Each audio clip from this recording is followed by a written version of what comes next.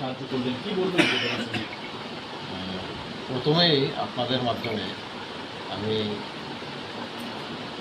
আপামর জনগণকে বলতে চাই, খোয়াই বিধানসভার সকল একমাত্র কন্যা ঋতিকা পান সবাই যাতে আশীর্বাদ করে এবং ভগবান যাতে আশীর্বাদ করে খুব সুস্থ হয়ে বাড়িতে ফিরে। বর্তমানে কলকাতার নারায়ণে ভর্তি আছে, কঠিন দুরারোগ্য রোগে আক্রান্ত হয়েছে, সেটাকে ব্রুন মেরু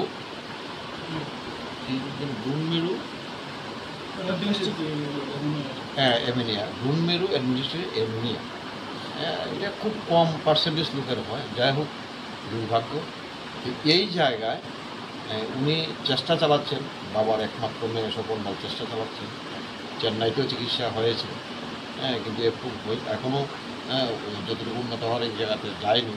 পরবর্তী সময় কলকাতাতে প্রচুর অর্থের বিষয়, প্রচুর অর্থ, নারায়ণীতে চিকিৎসা চলছে। তো এই জায়গায় খবর পেয়ে ফেসবুকও দিয়েছে উনি সাহায্য করার জন্য। আমি সবাইকে বলবো সাহায্য করার জন্য, এবং আমি নিজেও আজকে খোয়াই বিধানসভার এই গনকিয়া এলাকাতে এখানে মন্ডল প্রেসিডেন্ট এসেছে, আমাদের জেলা সাধারণ সম্পাদক, এই পৌর পরিষদের কাউন্সিলর, আরও মহিলারা, কার্যকর্তারা বা এলাকা সার্বিকভাবে অনেক জনগণ এখানে উপস্থিত হয়েছে। আমরা সবাই মিলে চেষ্টা করছি কিছু ওই পরিবারের পাশে থাকা এবং সহযোগিতা করা, আর সর্বোপরি উপরওয়ালা যাতে ওনার আশীর্বাদ বর্ষিত হয়, মেয়েটা যাতে খুব তাড়াতাড়ি সুস্থ হয়ে এই জায়গাতে আবার সুন্দরভাবে বাড়িতে ফিরে, আবার গ্র্যাজুয়েশন অলরেডি কমপ্লিট করেছে। এই জায়গায় আমি আমার, যেহেতু মানুষ নির্বাচিত করেছে, আমার যে সাম্মানিক ভাতা মাসে 1.5 লক্ষ টাকা আমরা পাই, ওই 1 মাসের ভাতাটা ওর চিকিৎসার জন্য আমি ওনার গার্জেনের হাতে, বাবার হাতে, স্বপন পালের হাতে চেকের মাধ্যমে তুলে দিলাম। আমি আশা করব খুব তাড়াতাড়ি সে সুস্থ হয়ে বাড়িতে ফিরবে। নমস্কার, ধন্যবাদ। ভবানীপুরের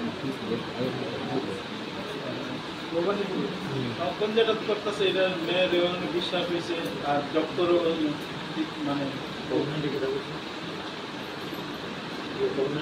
মানে আমি যে সময় মিশেছি, আর এই সময় মানে আমি যে সাহায্য গেছিলাম, রেকর্ডটা নেওয়া হয়েছে না আমার প্রতিদ্বন্দ্বী, আর এই সময় 3 দিনের তাই হাসপাতালে তাই মানে হেফাজতে ভর্তি করছিলাম। তারপর লাস্টে যে আমার এমনি লামা দিয়ে নিয়ে পেয়েছি।